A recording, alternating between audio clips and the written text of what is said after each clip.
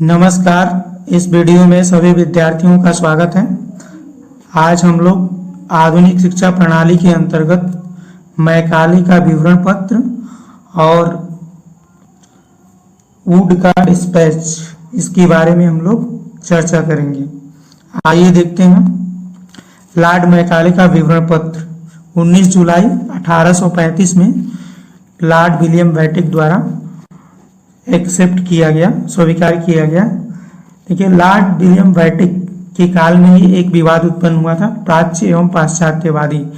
तो इस विवाद को निपटारे के लिए लॉर्ड विलियम बेंटिक ने जन शिक्षा समिति का अध्यक्ष जो है मैकाले को बनाया था, और मैकाले ने जो धारा 43 थी 1813 एक्ट में, उसकी व्याख्या के लिए उसको ये काम दिया गया और उसने इसकी स्पष्ट व्याख्या भी की।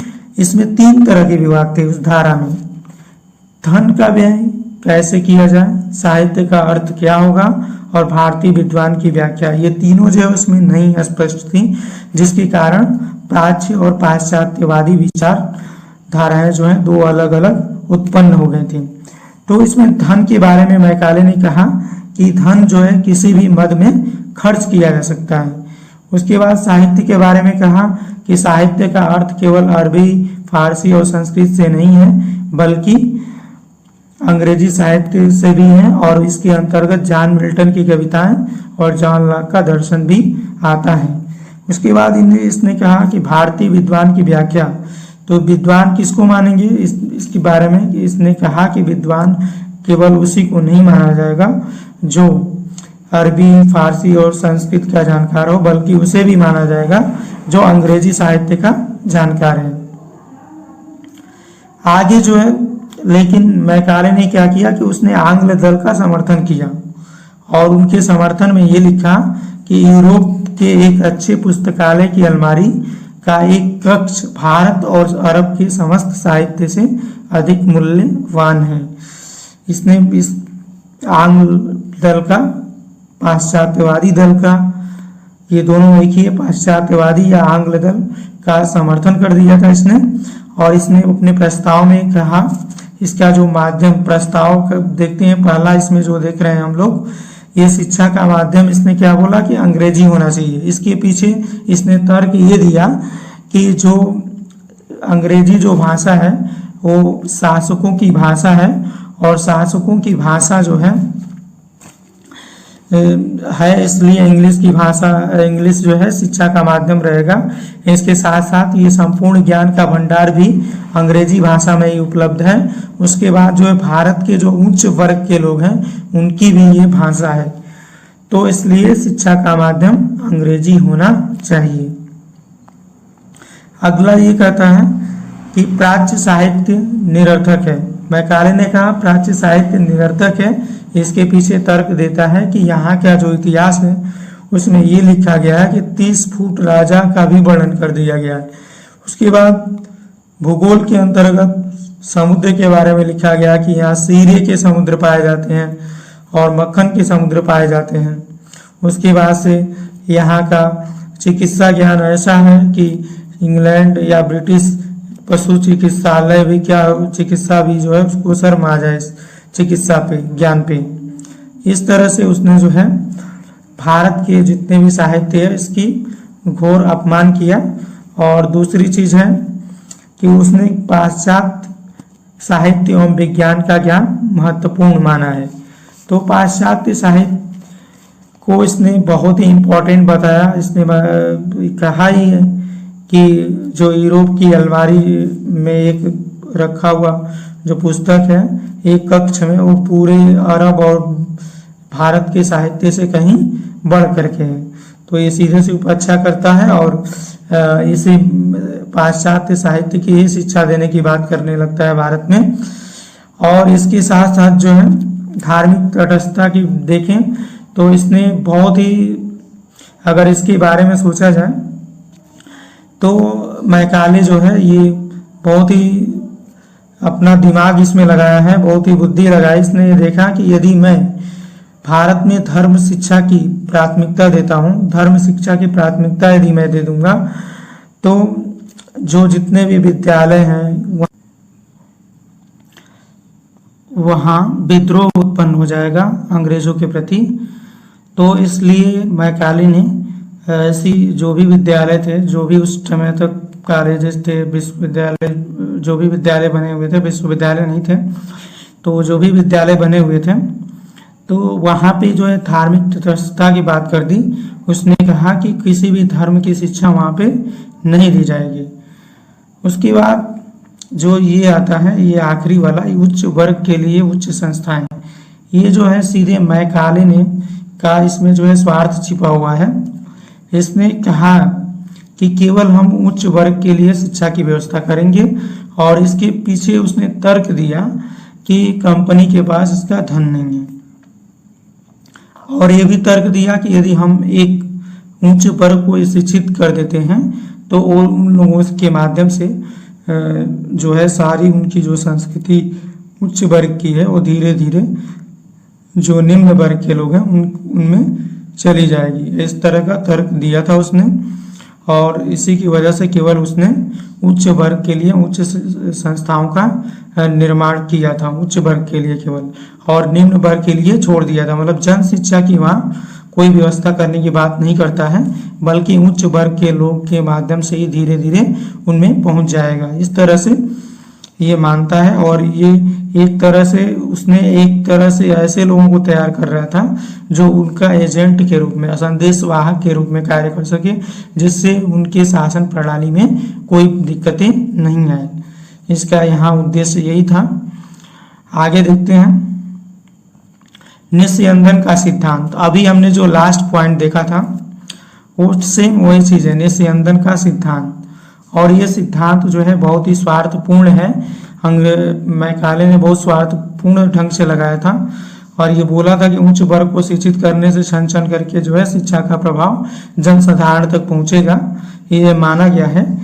लेकिन इसके पीछे कोई और ही महत्व था कि हम ऐसे भारतीयों को तैयार कर सकें जो क्या हो, रंग रूप में भारतीय हों, लेकिन आचार विचार और आचरण में वो कैसे हों, अंग्रेज हों।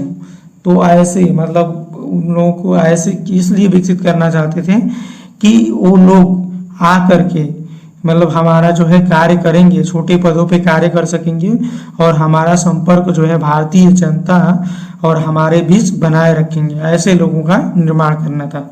इस सिद्धांत का प्रतिपादन जो है लॉर्ड मैकाले द्वारा किया गया था, लेकिन इससे पहले भी कंपनी जो है सिद्धांत का पालन कर रही थी।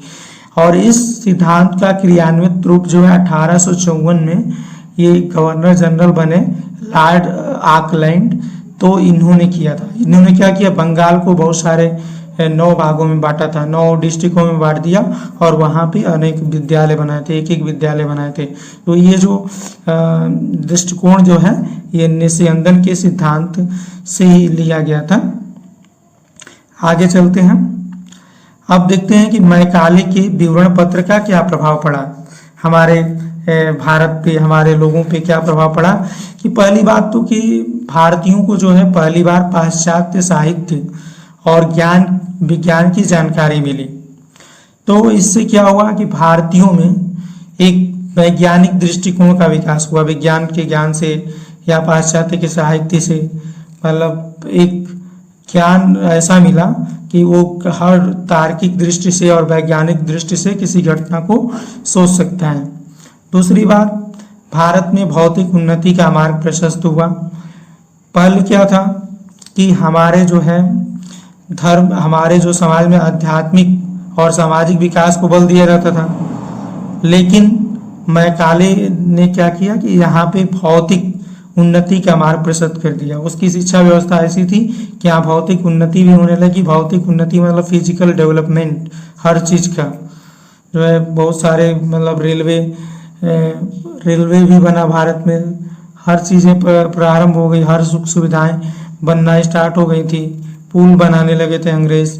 ये सब सारी चीज़ें जो है भौतिक मार्ग की उन्नति इसी से सहायक हुई है। ये मैकाले के विवरण पत्र का ही प्रभाव है। आगे जो है भारत में सामाजिक जागरूकता का उदय हुआ है। अभी हम ध्यान से देखेंगे कि भारत में बहुत सारी बुराइयां प्रचलित थीं, सती प्रथा एक उनमें से था, फिर पर्दा प्रथा था। इसके अलावा बहुत सारी बुराइयां थी, जिन बुराइयों का अंत जो है इसी अंग्रेजों की शासन प्रणाली प्रारंभ होने के बाद और शिक्षा प्रारंभ होने के बाद, मैकाले की शिक्षा प्रारंभ होने के बाद ही जो है हुई है। तो भारतीयों में सामाजिक जागरूकता का भी विकास किया इसने।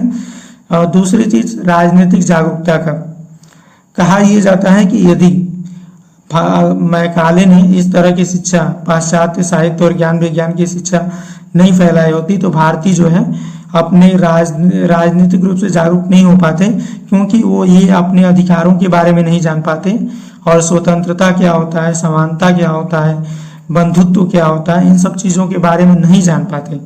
तो यहाँ पे एक राष्ट्रीय आंदोलन नहीं हो पाता स्वतंत्रता संग्राम के लिए, ऐसा बहुत सारे लेखकों का मानना है।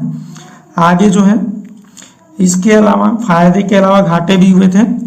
तो इसमें पहला जो डिमेरिट है कि अंग्रेजी भाषा का वर्चस्व हो गया, और अंग्रेजी भाषा का जो वर्चस्व है वो आज भी नहीं खत्म हुआ है और नहीं खत्म हो पाएगा। बहुत नामुमकिन सा काम है अंग्रेजी भाषा को खत्म करना। और दूसरी बात, पाश्चात्य संस्कृति का प्रभाव। इसका प्रभाव ये पड़ा कि हम जो है अपनी संस्कृति को हेय दृष्टि से देखने लगे, लेकिन ये बहुत ही अच्छी बात नहीं है, क्योंकि हम ये मानते हैं कि हम लोग ये मानते हैं कि कोई भी संस्कृति हो उसकी अच्छी चीज़ें ग्रहण कर लेनी चाहिए और अपनी संस्कृति में शामिल कर लेना चाहिए। लेकिन ये बात है कि हम यदि अपनी संस्कृति को उसकी वजह से हेय दृष्टि समझने लगते हैं और सिर्फ उसी की संस्कृति को अपनाना प्रारंभ कर देते हैं, तो ये हमारी विडंबना होगी। तो इसका भी प्रभाव मतलब पड़ा कि पाश्चात्य संस्कृति का हमारे ऊपर प्रभाव पड़ा, हम उसी को अपनाना चाहते हैं। आगे देखते हैं चार्ल्स वुडकार्ड स्पेस 1854। ये इसको जो है हम लोग भारतीय शिक्षा का मैग्ना कार्टा कहते हैं। मैग्ना कार्टा का अर्थ है महाधिकार पत्र। ये ऐसा भारत में सबसे पहले कोई भी डिस्पैच था या कोई भी जो प्रस्ताव था वो बहुत ही लंबा था, 100 अनुच्छेदों में था। ये इसमें 100 अनुच्छेद थे और उसके अलावा जो है ये प्राथमिक शिक्षा से लेकर के और विश्वविद्यालय शिक्षा तक के प्रस्ताव की बात करता है, इसलिए हम इसको महाधिकार पत्र या मैग्ना कार्टा बोलते हैं। भारतीय शिक्षा का बहुत ही महत्वपूर्ण ये पत्र था। इसके माध्यम से हमारे देश में नए काल का प्रारंभ हुआ, नए शिक्षा काल का प्रारंभ हुआ। वो आगे देखते हैं इसके प्रमुख प्रस्ताव क्या क्या थे। पहला प्रस्ताव इसमें यदि हम देख रहे हैं तो लिखा हुआ है कि उच्च शिक्षा का माध्यम क्या होना चाहिए, अंग्रेजी हो, और प्राथमिक शिक्षा का माध्यम देसी भाषा हो। उसके अलावा क्या हुआ कि जन शिक्षा का विभाग की स्थापना की गई। हर प्रांत में जन शिक्षा विभाग की स्थापना की गई और उन्हें ये जिम्मेदारी दे दी गई कि प्रत्येक विभाग जो है, प्रत्येक प्रांत जो है अपने शिक्षा की स्थिति यहाँ पे प्रस्तुत करेगा, हर साल में एक बार प्रस्तुत करेगा।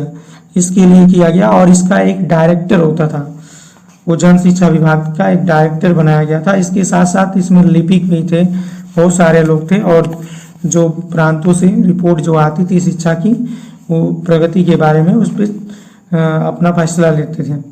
आगे जो है पाश्चात्य शिक्षा का व्यापक प्रचार प्रसार हो। इसने भी, वुड ने भी लॉर्ड मैकाले की तरह पाश्चात्य शिक्षा का व्यापक प्रचार प्रसार करना सुनिश्चित किया। उसके बाद क्या हुआ कि ये भी एक प्रस्ताव था कि लंदन विश्वविद्यालय की तर्ज पर कलकत्ता, मुंबई और मद्रास में विश्वविद्यालय खोले जाएं, जिनका केवल कार्य जो है परीक्षा लेना हो। कार्य केवल क्या हो, परीक्षा लेना हो। लंदन विश्वविद्यालय भी इसी टाइप का विश्वविद्यालय था कि जहाँ पे केवल परीक्षाएं होती थी, पढ़ाई नहीं होती थी। ठीक उसी तरह से भारत में भी 1854 में घोषणा पत्र आया है और 1857 में यहाँ 3 विश्वविद्यालय एक साथ बन के तैयार हुए थे और जिनका कार्य भी लंदन विश्वविद्यालय की तरह ही था। आगे जो है तकनीकी विद्यालय और महाविद्यालय भी स्थापित किए गए इसके शासनकाल में। उसके बाद अध्यापक प्रशिक्षण संस्थाओं की स्थापना हुई। इसने भी प्रस्ताव दिया कि जो इंग्लैंड में जो शिक्षकों की जो प्रशिक्षण दिया जाता है उस तरह की भी संस्था भारत में खोली जाए और उसमें जो अध्ययन करने वाले विद्यार्थी हों उनको भी छात्रवृत्ति प्रदान की जाएगी। आगे जो है हर प्रांत में शिक्षा विभाग की स्थापना की जाए, ये भी किया गया। शिक्षा विभाग हर प्रांत में बनाए गए सुचारू रूप से चलाने के लिए शिक्षा को। और चार्ल्स वुड ने धार्मिक शिक्षा पे बल दिया है यहाँ पे, और इसने जो है कुछ मिशनरियों में धार्मिक शिक्षा अनिवार्य कर दिया। उसके अलावा सरकारी स्कूलों में बाइबल रखना भी अनिवार्य कर दिया था। दूसरी बात है स्त्री शिक्षा पर बल दिया था। इसने स्त्री शिक्षा पर बल देने के लिए 2 घोषणाएं की थी। विशेष अनुदान दिया जाएगा स्त्री शिक्षा के लिए और सहयोग हेतु व्यक्तियों को पुरस्कृत किया जाएगा, जो व्यक्ति सहयोग करेगा इसमें। उसके बाद शिक्षा का उत्तरदायित्व सरकार पे कर देता है। उसका मानना था इस समय हमारा जो कर्तव्य है वो भारत को लोगों को शिक्षित करना है, इसलिए ये शिक्षा का दायित्व जो है पूरी तरह से कंपनी पे दे दिया गया है। सहायता अनुदान प्रणाली, ये सहायता अनुदान प्रणाली भी था कि जो भी विद्यालय हैं उसको जो है सहायता दी जाएगी। और तो सहायता देने के लिए ये थोड़ा सा कठिन था इसमें कि जितने भी भारतीय विद्यालय थे शर्त ऐसी थी कि वो अनुदान लेने में असमर्थ थे और इससे भारतीय विद्यालयों का नुकसान हुआ था। सहायता अनुदान प्रणाली से शिक्षा का स्तर जो है 4 स्तरों में था। इसमें संगठन जो है 4 स्तर में किया गया था। पहला था प्राथमिक, दूसरा था मिडिल, तीसरा था हाई स्कूल और चौथा था उच्च शिक्षा। ये चारों देखते हैं तो प्राथमिक जो है शिशु के लिए था, उसके बाद जो अगला मिडिल जो था बालक के लिए था और उसके बाद हाई स्कूल किशोरावस्था के लिए था, उसके बाद लास्ट जो है युवा व्यक्ति के लिए था उच्च शिक्षा। तो इसलिए ये शिक्षा का स्तर यहाँ मनोवैज्ञानिक था। जन शिक्षा के लिए क्या किया इसने कि मैकाले का जो 1900 नीति था उसको समाप्त कर दिया और उसके साथ साथ सभी के लिए दरवाजे खोल दिए थे और जो निम्न वर्ग के बच्चे थे जिनके पास पैसे नहीं थे उनको छात्रवृत्ति की व्यवस्था कर दी थी। और उसके बाद जो है ज़्यादा से ज़्यादा स्कूलों की संख्या में वृद्धि भी की गई थी। आगे जो है ये अभी हमने पढ़ा इसको, अगला नेक्स्ट देखते हैं। मुसलमान बच्चों के लिए विशेष व्यवस्था। उस समय भी यदि हम देखें कंपैरिजन किया जाए तो उस समय भी ऐसा था कि मुस्लिम जो थे हिंदुओं की संख्या में बहुत ही कम शिक्षित थे, इसलिए जो है मुसलमान बच्चों के लिए अलग से शिक्षा की बात करते हैं। इनके लिए विशेष विद्यालय बनाए जाने की बात की गई थी और विशेष विद्यालय बनाए गए इनके लिए आकर्षित करने को। अगला जो है व्यावसायिक शिक्षा। व्यावसायिक शिक्षा इसलिए दी जाती थी, इसलिए कोशिश की गई थी कि भारत में बहुत बेरोजगारी थी और इस बेरोजगारी को कम करने के लिए या उनको जो है रोजगार उपलब्ध कराने के लिए शिक्षा की व्यवस्था की गई थी। इसके लिए घोषणा की गई थी कि ऐसे व्यक्ति को नौकरी में रखा जाएगा जो पूरी तरह से उसके काबिल होगा उसी को उसमें रखा जाएगा। इसी के साथ जो है ये हमारा अगला जो है इसके दोष के बारे में पढ़ेंगे। तो ये दोष के बारे में पढ़ते हैं। वुड पेज का दोष क्या क्या है। केवल पाश्चात्य शिक्षा का प्रसार। ये लॉर्ड मैकाले की तरह ही क्या किए, केवल पाश्चात्य शिक्षा का प्रसार करने पे जोर दिए हैं।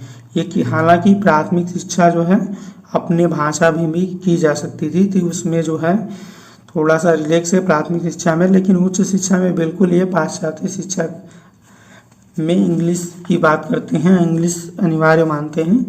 तो ये पूरी तरह से जोर इनका पाश्चात्य शिक्षा के प्रसार पे था।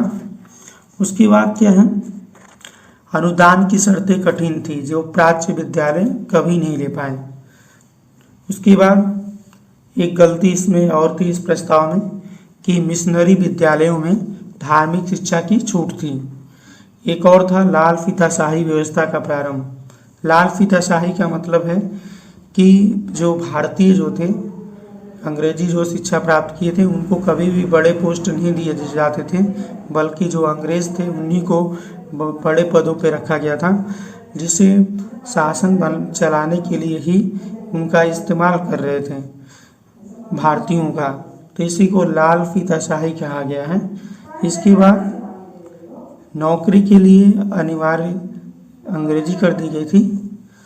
उसके बाद उच्च शिक्षा का माध्यम अंग्रेजी था, जिससे अनेक भारतीय जो थे वो उच्च शिक्षा में प्रवेश नहीं कर पाते थे प्रारंभिक शिक्षा के बाद। तो इसी के साथ ये वीडियो जो है ख़त्म होता है और मुझे उम्मीद है आपको अच्छे से समझ में आया होगा।